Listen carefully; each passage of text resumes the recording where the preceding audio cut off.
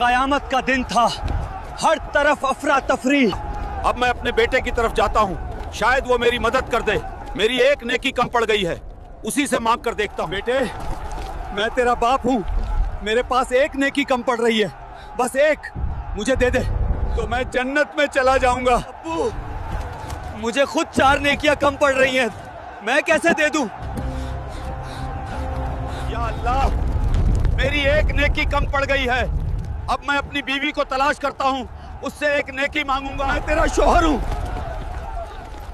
मेरे पास एक नेकी कम पड़ रही है, मुझे दे दे। आज मैं तुम्हें नहीं पहचानती, मुझे खुद नेकियों की जरूरत है। या अल्लाह, मेरी बीवी ने नेकी नहीं दी, आज उसने मुझे पहचाना भी नहीं।